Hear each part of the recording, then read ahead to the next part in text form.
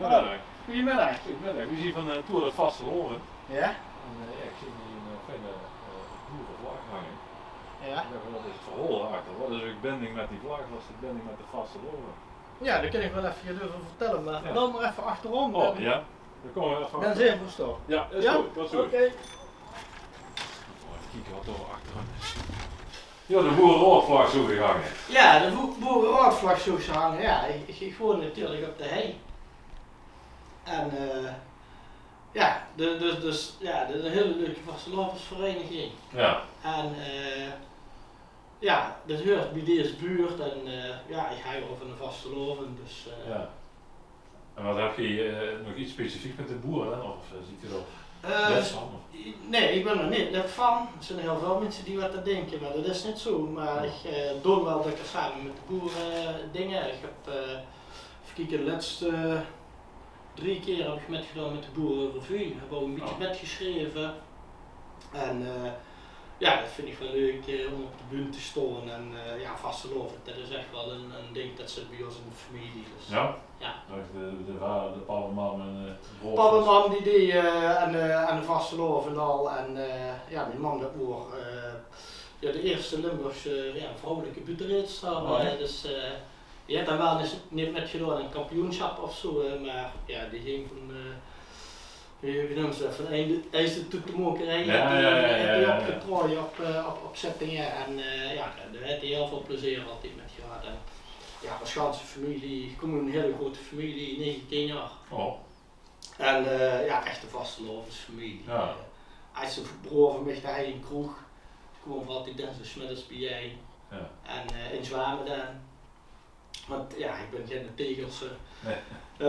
Maar ja, sinds een jaar of 20, 22 woon ik hier in Tegen en ja, ben ik hier vastelovend gewoon vieren. Ja. Heb ik mijn vriendin leren kennen met de vasteloven, Oh, met okay. hoe het gewoon. Ja.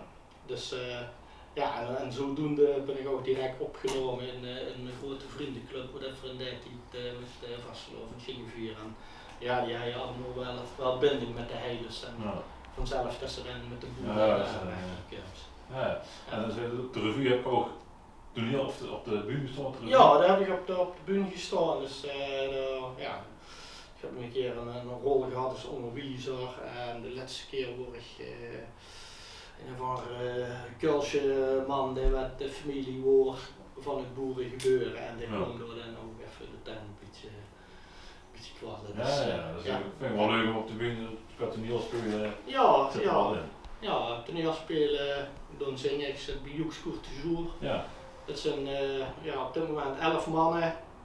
Maak hele Joeksige muziek, dus maak je Limburgse muziek, maak je slagers, een beetje Spaans over erbij, Engels over erbij, een heel groot repertoire en ja, we komen eigenlijk tot in Trier.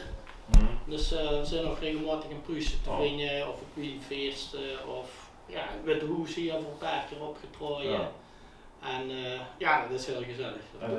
Ja? Oh, dat is niet alleen met de vasteloven, dat is goed. Nee, want ja, alhoewel de verjoekskoers zijn, ja, is vasteloven voor ons een minder seizoen. Oh, oké.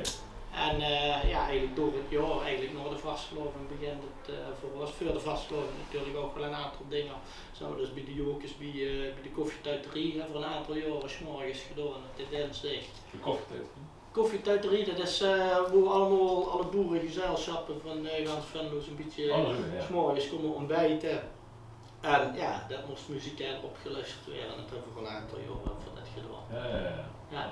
Dat is al toch flink bezig in de vasteloven al. Ja, ik ben altijd wel vasteloven, dat is ook wel echt mijn ding. En ja, ik vind het heel leuk om ja, met veel mensen te zijn. Ja.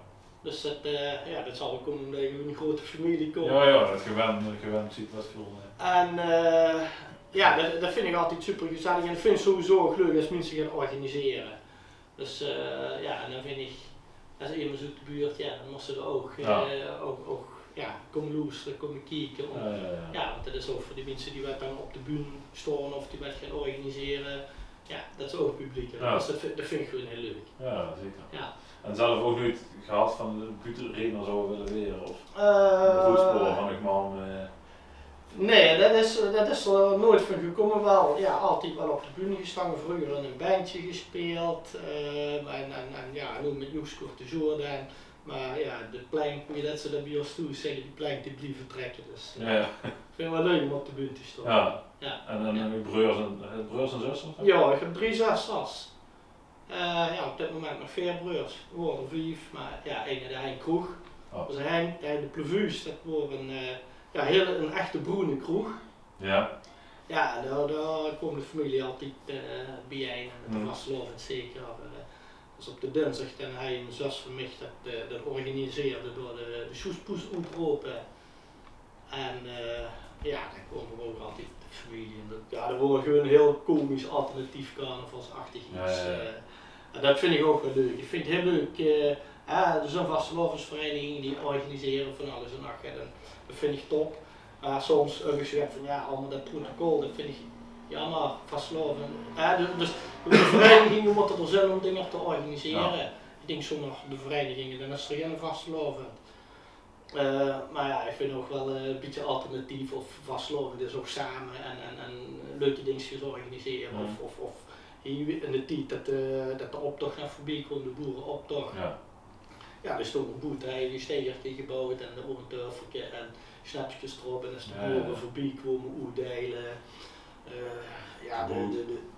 Nou nee, ik moet niet wel gaan te drinken, dat was voor mij het makkelijkste. En ja, dan heb je heel veel vrienden in de boerenpekje, dus zie je in de tuin gaat muziek maken en gezellig tot dat op een gegeven moment van naar Den Hamer gingen, naar de Broedhof en ja, door verder feesten. Dus. Een beetje spontaan, zeg maar. Ja, een beetje spontaan, een beetje keukencarnaval, maar ook de grote dingen. Ik heb ook met zingen zelf liedjes geschreven, hebben ook en verschillende liedjes middag over met gedaan in Zwamen, in Tegel en Belfort ben ik een keer eerste geworden.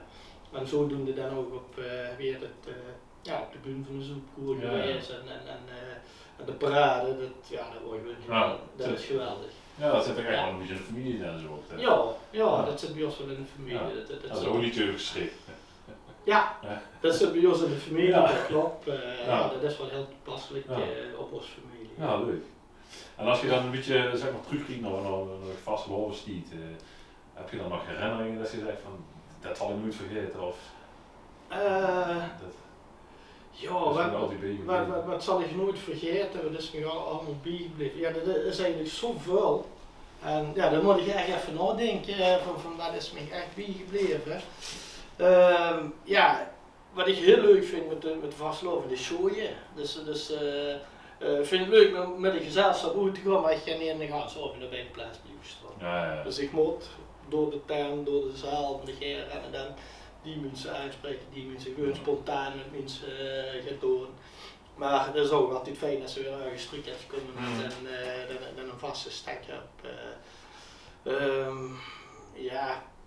En dan gewoon mensen aanspreken die je niet kent? Mensen die ik niet ken, dat vind ik het leukste. Zo'n eenmalige ontmoeting. Of mensen die ze ieder jaar weer tegenkomen, dat is ook leuk. Even praatje met maken en dan, dat zijn de leuke dingen voor mij met de carnaval, de vastelovend.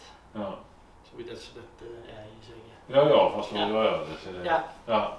En als je dan zegt, dat is nu 2 jaar aan de vastelovend geweest natuurlijk. Ja. Wie ziet je de toekomst in van de vastloven? Dat is een heel moeilijke vraag. Ik denk dat misschien een aantal mensen afhaken of afgehaakt zijn. Alhoewel, door de corona kunnen ook veel mensen niet op vakantie. Dus dan is het niet dat ze dan vakantie als vervanging hebben voor carnaval of voor de vastelovend. Dus het kan ook zijn dat mensen toch, omdat ze geen alternatief hebben en dat ook niet ervan geproefd hebben, zeg maar, net die. Dus dat ze dat vorig jaar de vastelovend weer zo is van ouds is. Maar ik vind het heel moeilijk om daar een sluitend antwoord op te hebben. Ik hoop natuurlijk dat het weer allemaal losgaat en dat het ook massaal is. Dus dat mensen ook komen kijken want er werden dingen georganiseerd of er staan mensen op de bühne. Dus dat is heel erg als er niet meer steekt. Nee, precies. Dus als het dan ook ligt, het gewoon wel van je verjaardag. Dan ga je wel verder of misschien dat ze zelf gaat kleins organiseren. Of wie in de gatjes gaat met een paar boksen en een paar vrienden uitnodigen. Dus ja, zo gaat, dat ken natuurlijk ook. Ja, maar ja, ik hoop dat het groter ook weer terugkomt. Dus dat ze met veel mensen samen kan zijn. Dat is voor mij ook wel echt vastgelovend. En dat je ook kan optreden met dat we kunnen optreden met Joekskoer, dat is natuurlijk ook heel belangrijk. Maar ook dat ze met hun vrienden, met hun vrienden, dat ze het goed kent. Ja. En dat ze gezellige tijd hebben. En ja, ik vind het vastgelovend dat hij heel lekker onbevangen. Goed rustig gedaan en zorg dat ze verkleed is. En wat ik altijd doe met verkleden, dat is wel misschien iets leuks om te vertellen. Ik verkleed me altijd zo dat ik verkleed ben. Binnen boet. Ik heb een jas aan en de jas gaat niet helemaal goed bij wijze van spreken. Dus dat is voor binnen en voor boet. Ik vind hem altijd verkleed zijn. Dus niet een of andere schemele jas ergens over, dat was ze in een hoek moest gooien en dat was ze zoeken moest of dat was ze dan kwijt was. Maar dan een of andere vastelovensjas, dit versieren of niet versieren, afhankelijk van de stemming. Je schminken of? Schminken heb ik heel lang gedaan, maar op een gegeven moment ben ik toch met gestopt. Ja, dat zijn wel zoals een after was. Nee. Maar met niet dus, dat kan nog weer komen. Ja, precies. Dus. En wat heb je zelf nog gezegd, in die 2 jaar dat er niks was, heb je zelf nog iets gedaan in de vasteloven? Of is het muziek luisteren of? Ja, sowieso. De radio en de omroep Venlo of zo, met vastelovensmuziek van hier. Meestal verkleed me toch wel. Ja. Of als ik weg gewoon, heeft me toch een of andere hesje aan met van die pins erop, dat soort dingen. Dus dat heeft toch wel een beetje gevoel dat het vasteloven. Ook zeg maar als er niks was. Ook als er niks is. Ja. Bloemen aan de raam en slingers, de vlaggen uit, maar ze niet dood laten gaan. Nee, precies. Dus, dan hoop ik dat dat misschien een beetje aansteekt, maar of dat zo is, dat weet ik niet. Dat er meerdere mensen toch gewoon even de vlag uit hangen. Dat moet je aansteken of dat ze de boxboot heen zijn, dat mensen beginnen te lachen, dat is altijd heel leuk. Zo'n mensen komen op een fiets voorbij en dan beginnen ze te lachen. Dus even muziek op de straat af. Dat vind ik van je moet proberen toch de sfeer een beetje erin te brengen, ondanks dat het allemaal heel lastig is. Ja, dat vind ik wel goed, jongen. Ja. Ik denk, dit is een traditie voor ons Limburgers. Dat moeten we een ere hebben. Ik zou echt, wie de kapot gewoon is dat niet meer is. Dat laten we dat niet horen. Nee. Dan zou ik nog heel erg bedanken voor het leuke gesprek. Leuke inzichten. Dan wil je nog een mooie aansteker met een kerstje. Het vuur ermee laten branden. Ja, het zal er voor veel Maria neerzetten dan. Dat die zorgt dat het er een beter werd. En dat voor volgend jaar echt wel vasteloven kunnen vieren. Of wellicht dit jaar ook nog een of andere iets. Misschien in een kleinere vorm. Als de creatief zijn en meebeugen. Ja, hartstikke bedankt. Vind je een leuk cadeautje. Ja, gedaan. Ik ga er weer vandoor. Ik doe het goed even zo in. Ja. Dan zou ik zeggen heel erg bedankt.